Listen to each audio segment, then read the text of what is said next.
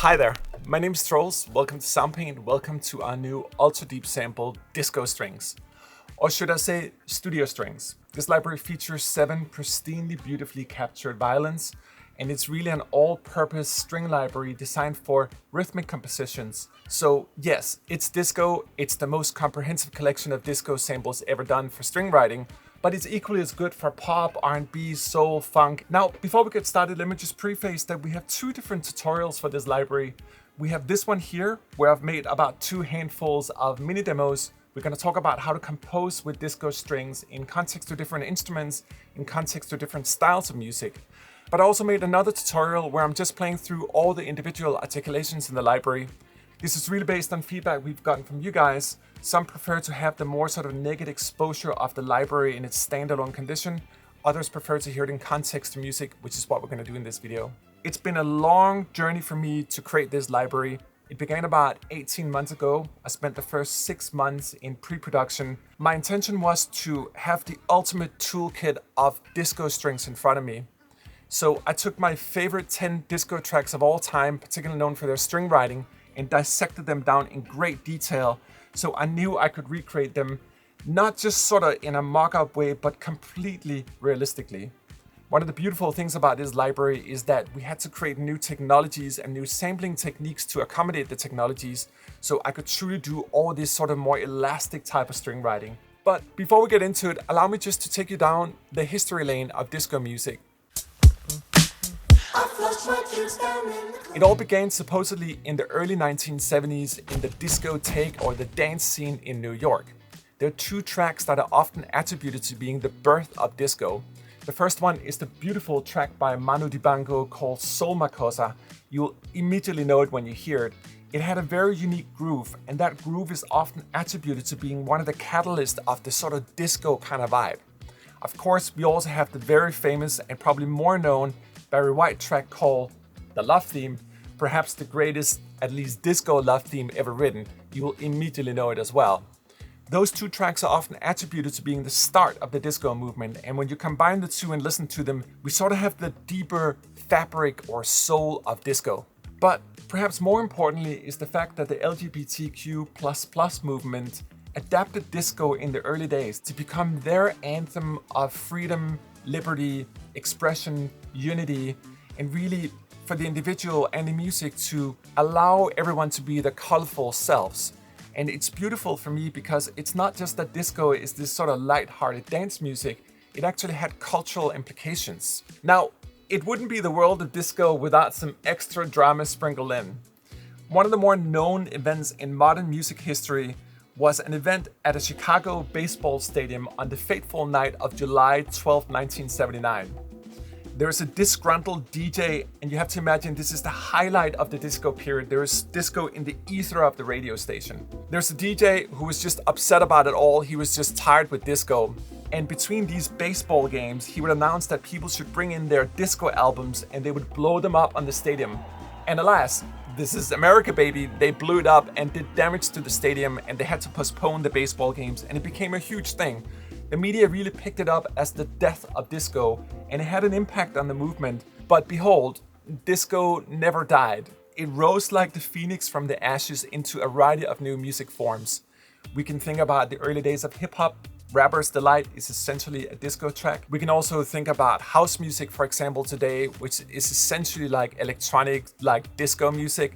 Think about so many styles of pop, from Kylie Minogue to Madonna to The Weeknd, even modern artists like Dua Lipa, all disco as well. So disco has permutated itself into many, many different styles of music and has been hugely influential. We think about Four on the Floor, that's disco as well. It's just been with us all the time, but it took upon itself so many different forms. And that's why I would make the argument that it's one of the most influential styles of music we've heard in the last 40 years. And I really hope and wish that we're gonna get the disco takes back again. It was a beautiful movement. It was about people just having a good time. Not all this depressing stuff we see in the current world, but people just going to the clubs, being their colorful selves and having fun, you know? So what I did was to go back and listen to all my favorite disco tracks, particularly the one with string writing. I'm thinking about ABBA's Dancing Queen. I'm thinking about Bee Gees' Staying Alive. I'm thinking about Chic Le Freak. I'm thinking about Quincy Jones, Michael Jackson's Off the Wall album, one of my favorite albums of all time. I'm thinking about the queen of disco, Donna Summers. I'm thinking about the maestro of disco, Barry White. And I'm thinking about Gloria Gaynor's I Will Survive, which I think is a theme that's going to be playing hundreds of years from now. It's an anthem of a beautiful movement in the world. I just want to say two things about this library. This library is all about energy and accent. There's energy in every single sample, and it was enormously difficult to do that because it's not just that we had to get the sessions right and the players motivated, but it's also that we had to build the corresponding technologies inside of Soundpaint. There are a lot of things we're doing here that is simply not possible in any other engine technology. But let's get into it. I've prepared about 2 handfuls of mini demos here, and I can't wait to show you.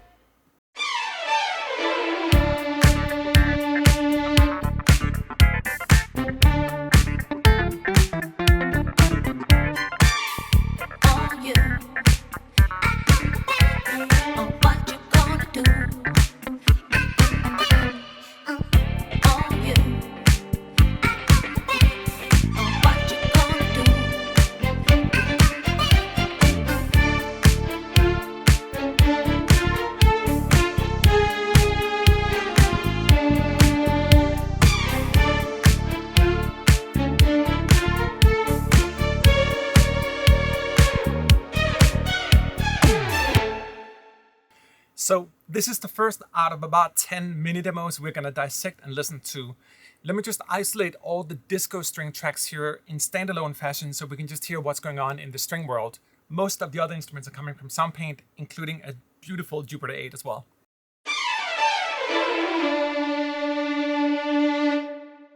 That's coming from our string runs. You'll see we have run building, legato, and many different tools to build runs. But we also recorded them exactly as they are in 4 different scales. We have Dorian, major, minor, and pentatonic scales for natural runs as well.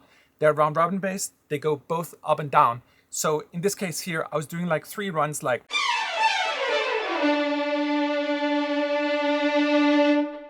You hear that little swoop at the end of the note?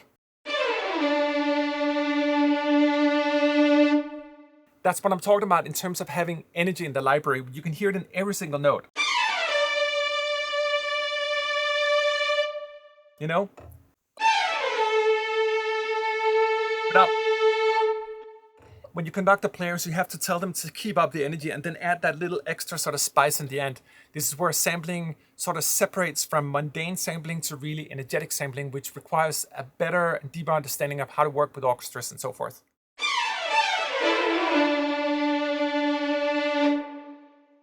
Now, there's a little bit of a swoop, but there's also a little bit of an accent coming after that swoop.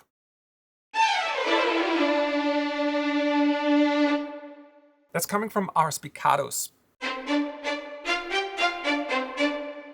Spiccatos, but with a grind to them, with that more modern, contemporary sort of string sound.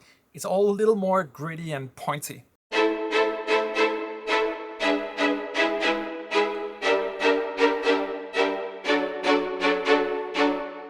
Just super sweet, pretty, easy to use.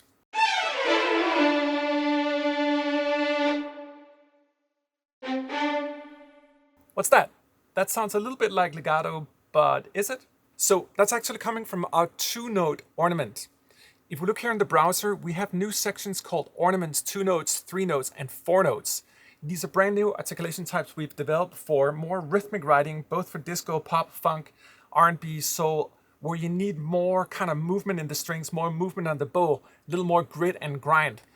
If we look here, for example, with the 2 notes, we have the major, minor, and minor third in 2 different tempos. This is actually inspired by Chic Le Freak that has like da-da kind of sound to it.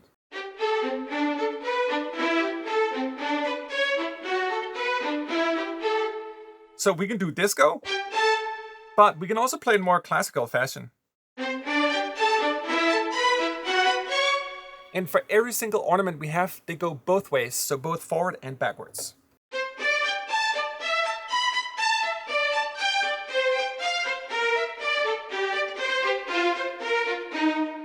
Now, this guy here is only playing in whole steps.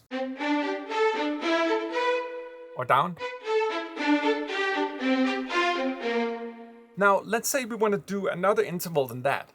Well, if we look here in the browser, we have minor second, major second, and minor third. So for example, let me try to load the minor third here instead.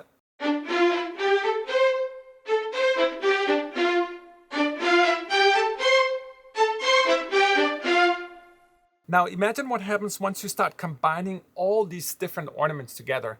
We have key switches where you have access to all of them, where you can combine them both in scales and intervals and anything you want. And for example, with these 2-note ornaments, I also decided to do them twice as fast, because this 2-note ornament, which is slower, is really an homage to Chic Le Freak, but I also decided to do it twice as fast to get a more sort of cool, fast kind of disco flow in it. So slow and fast. Much faster, more action in the strings. Again, up and down.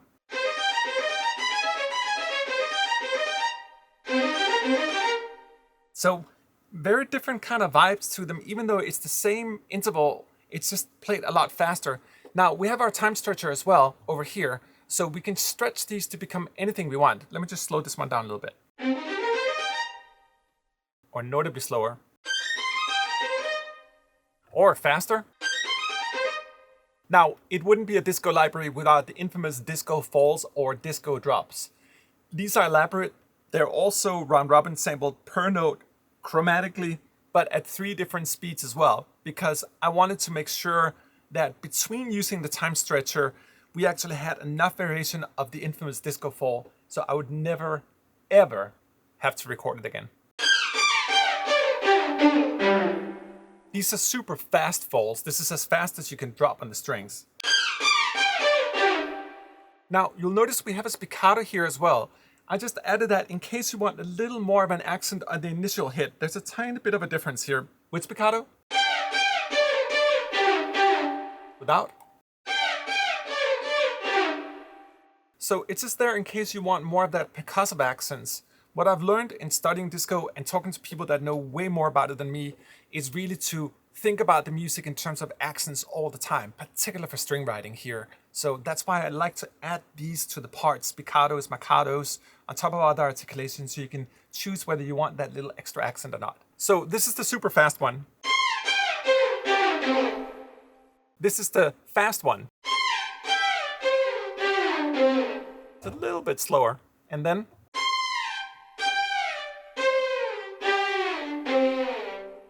now, we can use time stretch on this one to speed it up a little bit. Let's say you have a really slow piece, but you sort of need to dial it in.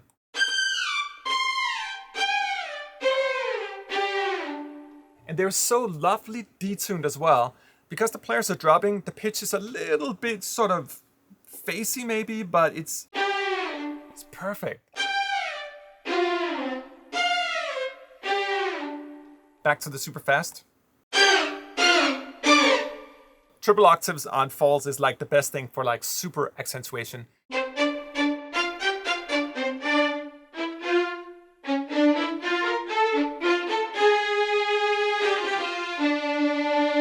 This part makes me giggle a little bit because in the original Pink Panther theme, it's kind of swing based.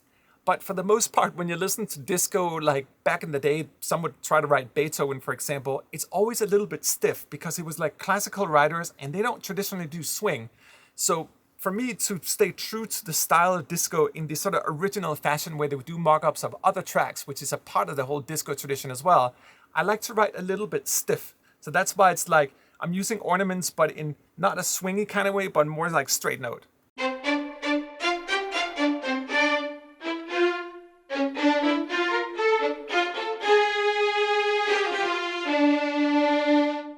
You gotta love this right here. I can hear so many things coming from the violins that are not just notes. You can hear fingers moving around, a little note here and there, like a little bit off, like this is reality.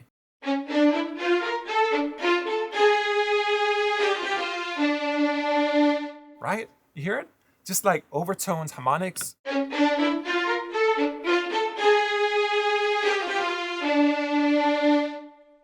And in this segment right here, it's different ornaments combined at different scales. Let's examine it a little bit deeper. So right there we got the spiccatos, and from the spiccatos straight into ornaments. That's so sweet up here.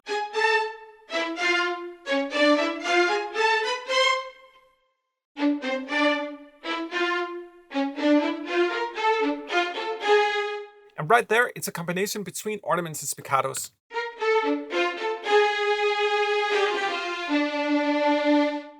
What's that? Legatos. This is run-building legato, which I'm combining with spiccatos and ornaments as well, to take over when I need to like play my own melodies more constructively.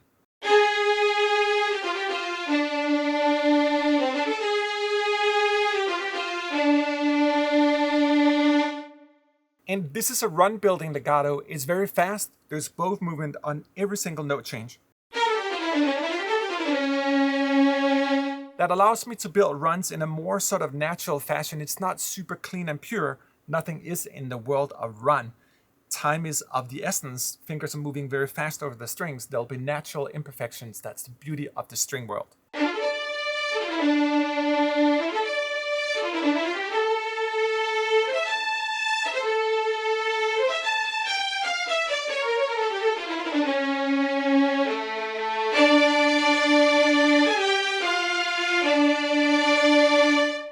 So runs any scales you want.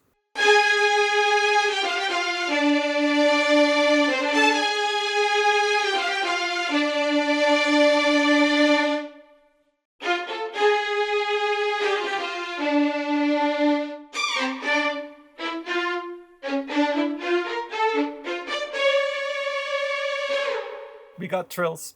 We have trills in half steps. We have trills in whole steps, and we have trills in minor thirds. I just wanted to make sure we covered them all.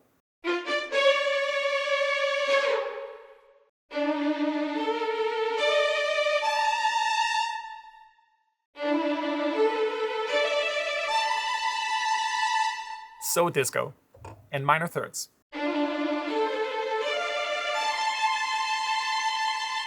And I can just key switch my way between them.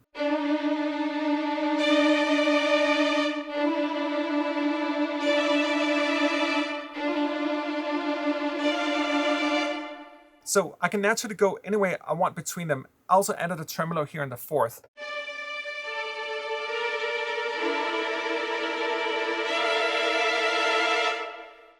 In these demos, I have the strings a little bit hot in the mix, sort of just to exemplify to you how to use them.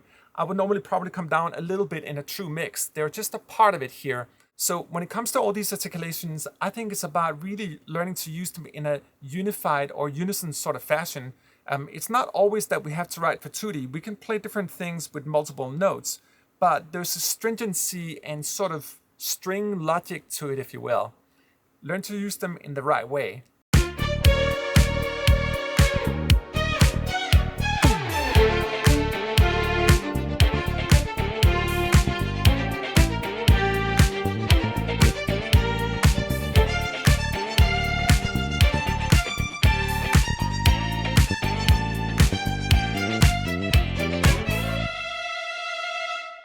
And you might be wondering, like, what's Beethoven doing inside of a disco string VST library? Well, back in the day, it was quite popular to make demos of famous composers. I believe it was, and forgive me if I butcher the name, but Walter Murphy, who wrote Beethoven's Fifth as well, in a beautiful fashion. So I just thought it could be interesting to do that, predominantly using ornaments here, just to make something classical and as an homage to that sort of old school disco tradition of making mock-ups, just like we're doing on the computer.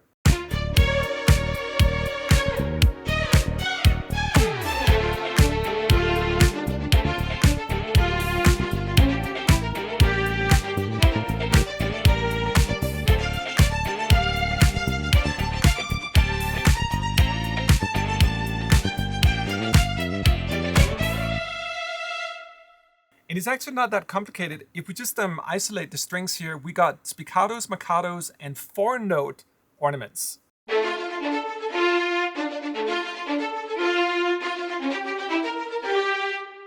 I just love, again, that I could hear the natural imperfections of the sound here. Real strings, real players, no noise reduction. I'm using our Royers microphones for these demos here. We also have Neumanns and AKG's vintage microphones. I'll demo them a little bit later side by side. But the Royers are notoriously very electric sounding, and I love it. This is exactly the sound I wanted.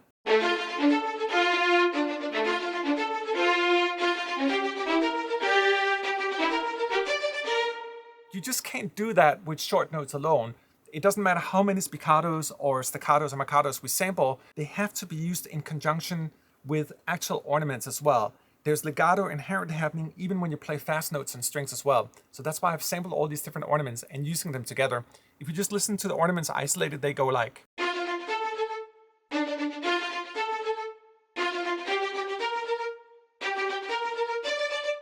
So that in its own right is a little bit unique. I'm using the 4-note ornament but playing unisons.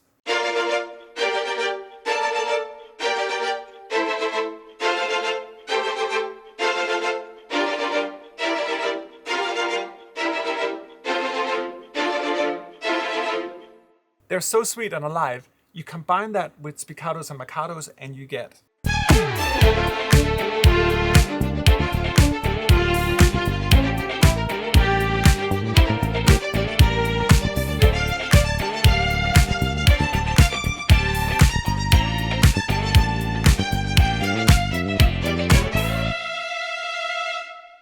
And let's not ignore the marcatos. They do play a crucial role here. The ornaments are short, the spiccatos are short, but I use the marcatos for accentuation and slightly longer notes, if you notice down here.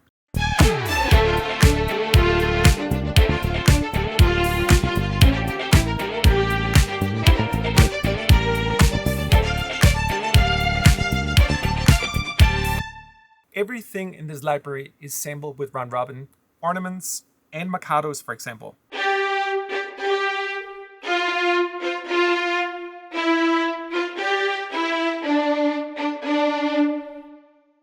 The ear doesn't pick it up immediately, but it's just so much more playable. Even our sustains have round robin on them in this library as well.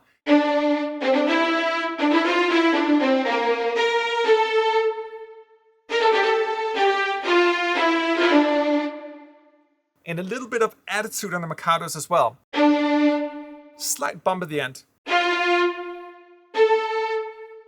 And they work just as fine in classical music. If you really want beautiful, dramatic, kind of lead, melodic kind of marcatos, spiccatos, these are perfect.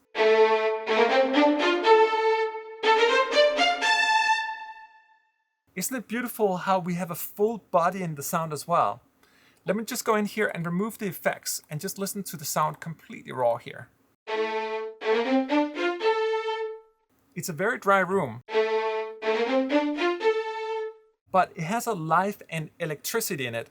If I gradually just add a little bit of effects, the compressor here, the plate reverb, it just takes reverb so well.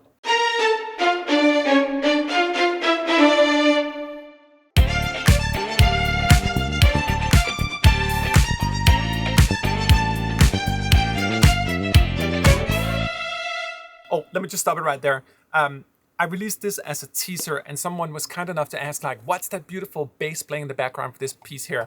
That's coming from our Jupiter 8 and I love this bass here. It's an analog old school bass. For me, I think a lot of people think it's a P bass. That was sort of classic for that style, but it's actually a synthesizer.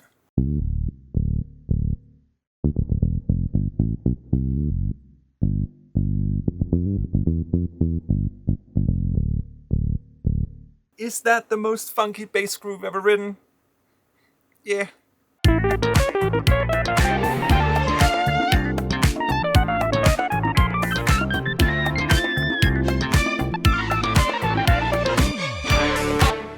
I'm so sorry, Hans.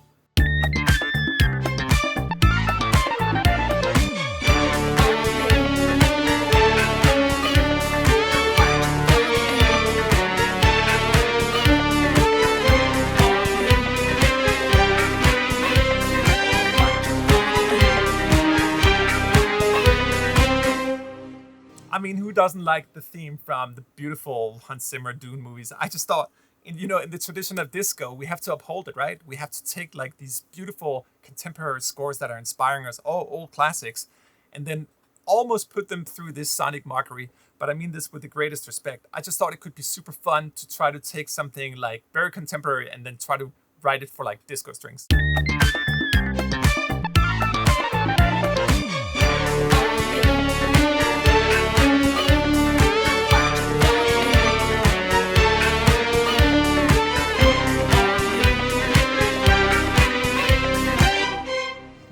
That's a very loud score. Let me just isolate the disco parts here.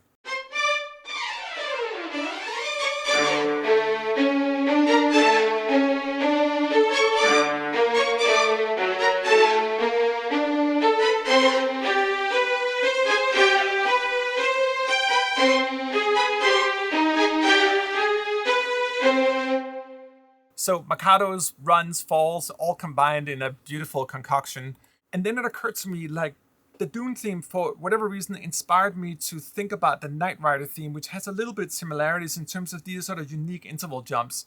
And I added a few more Jupiter 8s in there, and then we got this.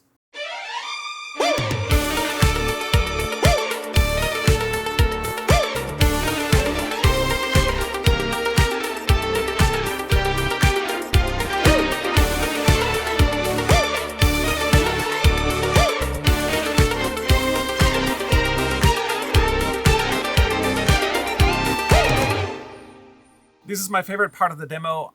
For me, there was just so much stuff that I could do.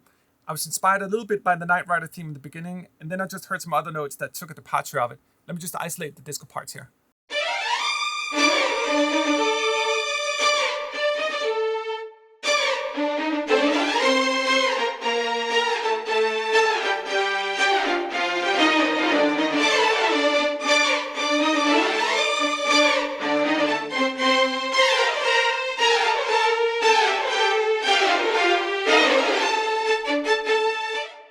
It's disco strings. You know, we're vibey, we're energetic, groovy, rhythmic all the time. One of the things I love most about this is the use of runs. You'll hear all these movement going up and down.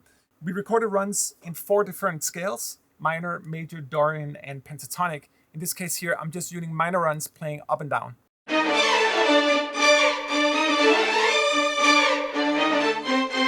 They're just so beautiful. Let me just isolate the runs here. And then they're like...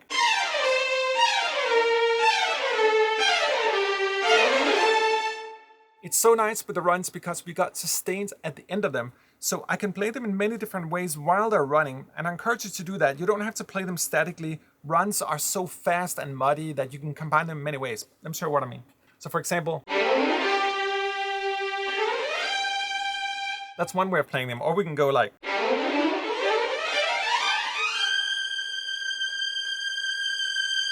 And because they're sustained, they're a lot easier to use sort of going into the music. So it's not just a run, but you can also hold down the key if you want. Either just play them like... And that's the run. Or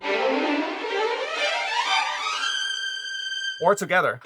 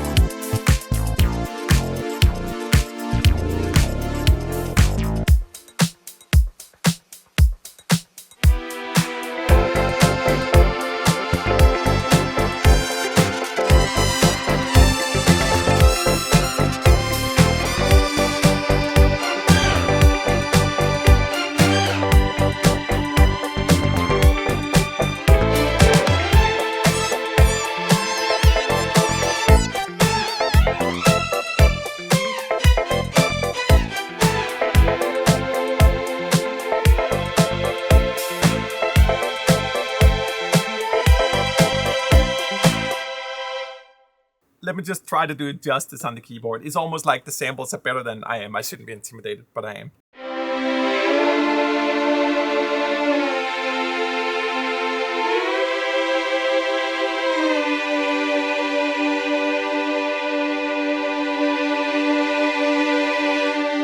I'm honestly speechless. This is the best Portamento I've ever played.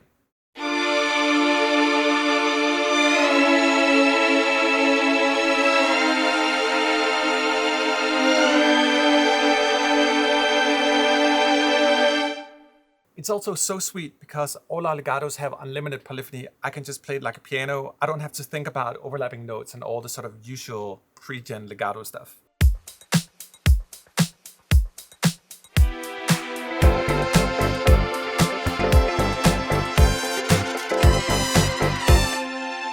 So I wanted a little bit of the vibe from Quincy Jones, Michael Jackson's Off the Wall, sort of just feel and vibe and sort of airy fun. So I combined the Portamento disco strings with our fire brass legato. Sounds like this combined. It has a nice, beautiful shine to it, a little bit in the vein of like Earth, Wind and Fire.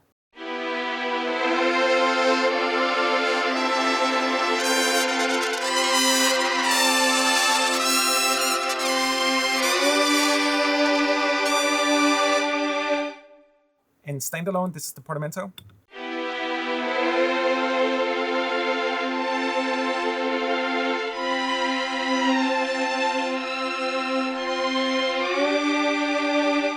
And you'll notice that I'm not even using any modulation. This is just me playing piano. There's so much life inside of these samples that I don't necessarily need to even use CC on them. Like, they work just fine here. Let me just briefly show you the directory structure inside of the disco strings. We have a variety of different legatos here, from Portamento to Run-Building. We have sustains, we have trills in 3 different intervals. We have shorts like Marcatos, Spiccatos, and the gradual shorts that we're about to see. We got runs in 4 different scales. We have 3 different types of disco falls. And then we have all these kind of different ornaments, both in key switch form and also in individual programs here. And then we have some extra disco laps down here. But the combination between all these things, particularly the key switches, which I'm not demonstrating so much in this video here, really just gives me the whole sonic Lego sound ground to build and do whatever I want to do. It's just freedom.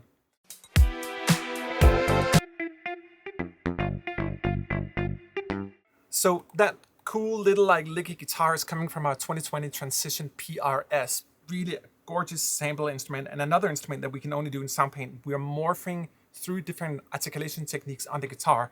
So there's 127 different variations going from palm mute up to full open. Super neat to play. Like really soft. And as I play harder, the note gets more full and rich and longer.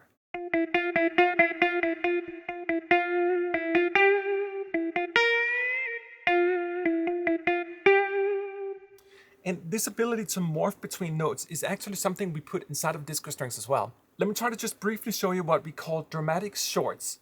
We're morphing from the shortest spiccato notes up through a variety of different velocities, all the way up to sort of a long Marcato. But that means you can build your own string grooves inside of the arpeggiator in Soundpaint.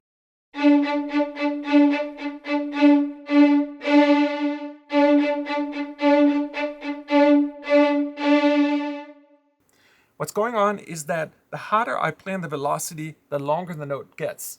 But there's 127 different variations of that depending on the 127 layers on a conventional old school MIDI controller.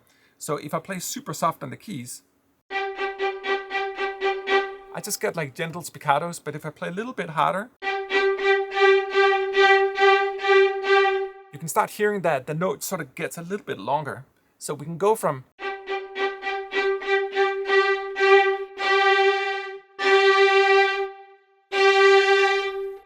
so many different variations of notes, and you can learn to play it on the keys like this.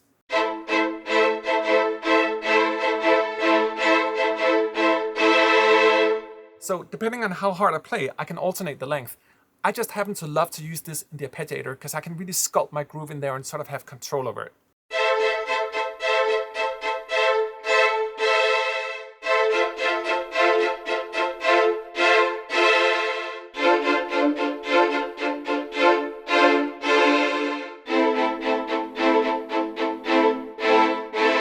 Now, let me try to double the tempo here, and let's see what happens. Let me just turn these guys down here and recreate a rhythm in real time.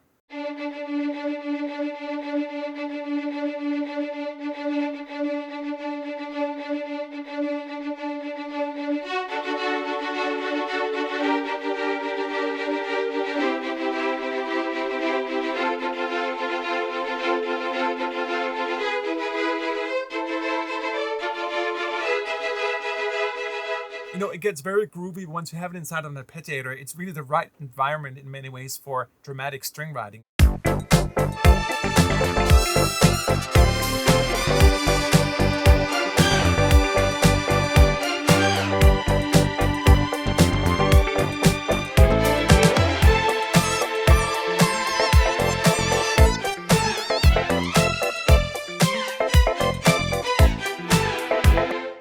Now, let me just show you a neat trick actually with the short notes here as well. You probably heard that it went do-do, and then it's like do-do-do. But how can I do that if it only drops do like do-do-do? Let's find out. Behold our Spiccato fall legato. This is a unique legato I made for the library where when I play really hard on the keys, I get the disco falls, but when I play medium tempered or very softly on the keys, I get different kind of legatos.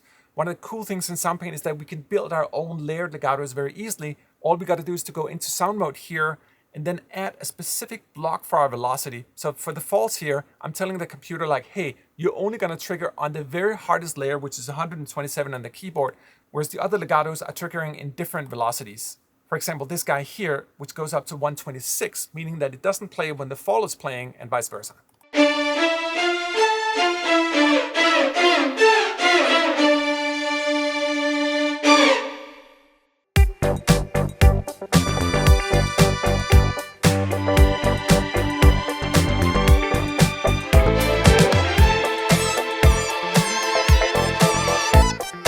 And there's a little part here where it goes like da-da-da-da-da-da.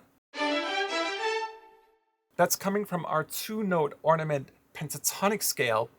You may recall that we talked about different scales, different intervals. It's all covered there. In this case here, I just wanted that pentatonic scale to fit the composition.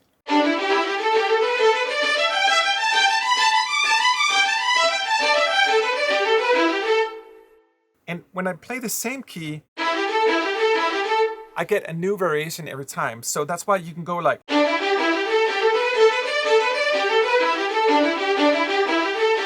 You get a natural variation. It's like real life right there. And they're so sweet. We can play them up and down, of course.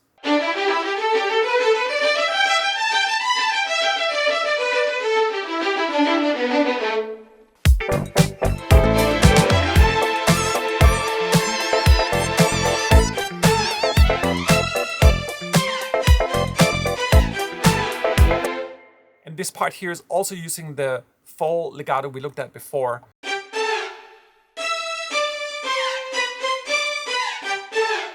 You know, if you ever listen to solo tracks of Studio Violins, they sound a little bit sort of like lonely maybe, and this is exactly the same sound. This is not a computer, this is what it sounds like more or less in real sessions. It's like, I need something else in there, like, but I also know this is the right thing.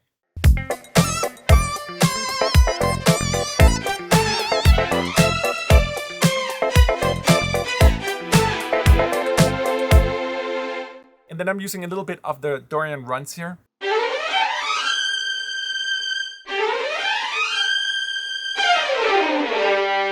So sweet for those sort of like blending transitions.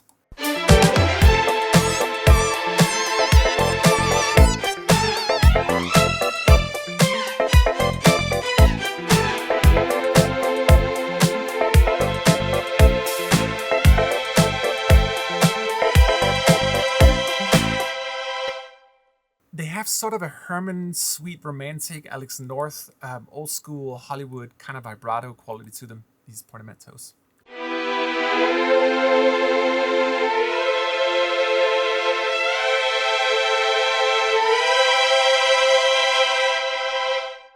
Isn't that sweet?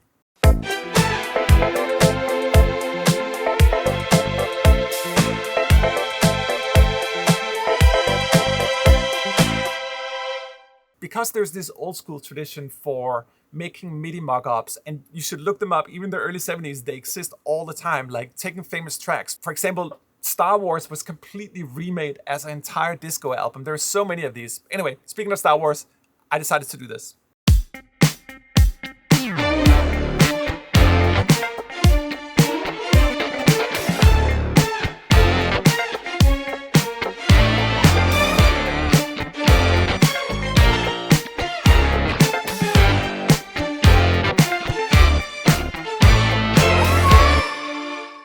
I'm playing mostly here with the legato fall spiccato we heard before.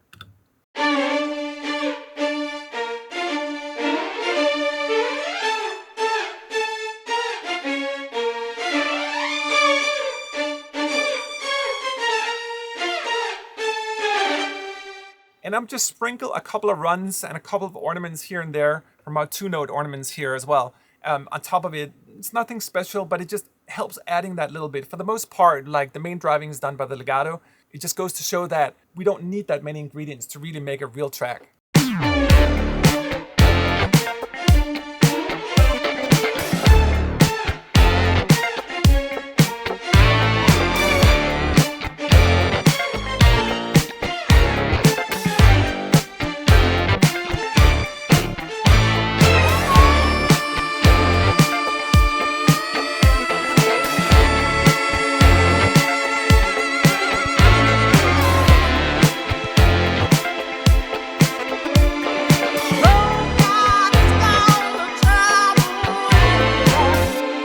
I love this second part here. We're back to the Portamentos, but this time here, you'll notice that I'm riding the mod wheel a little more here, so they're very sculpted, very dramatic.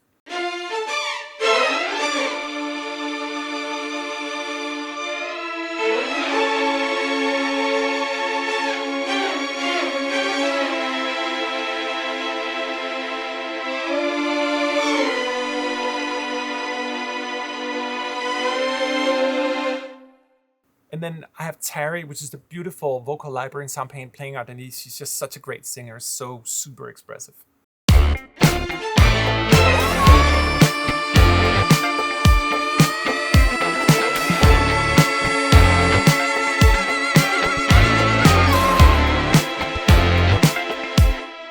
And behind Terry is a funky ensemble of synthesizers, clavinets, Rhodes, and all that stuff. I love our Dirty Clavinet. It's one of my favorite libraries when it comes to like really authentic, old school, dirty funk.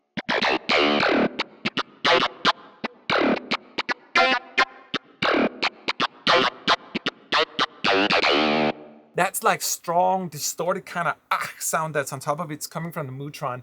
We deep sampled the Dirty Clavinet through many different effects, vintage effects. But when you sample through the oldest of oldest gear with an old clavinet and a true old Mutron, you get this nasty, super cool vintage sound.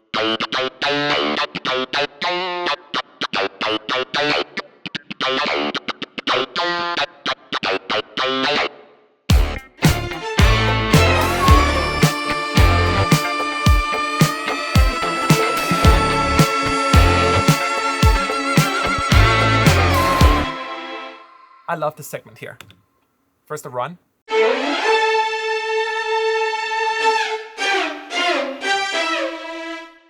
So I'm blending a run with the disco falls, and it sounds super authentic, to my ears at least, inside of the composition.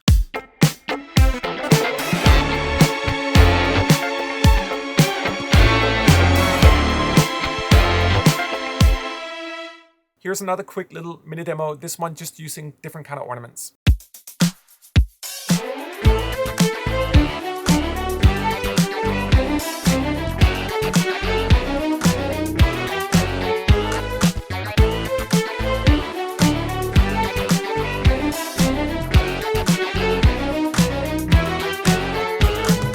The ornaments are just so sweet because they have that rhythmic nature.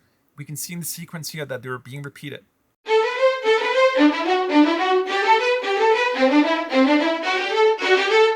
And if you really listen carefully, you'll notice that there's a sweet little bit of vibrato on that second, like da-da-da, like the second part of that phrase.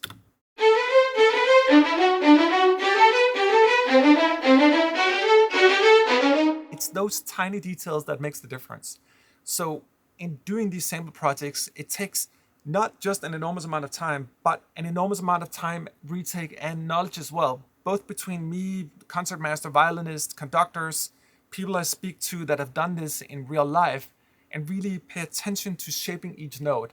Now, of course, when you have a pristine, ultra-deep sampled string library, what would be more appropriate than going into ChatGPT and ask it to tell me, like, what would be the most unusual song to do in disco of everything you know, of all known tracks? And this is what it came up with.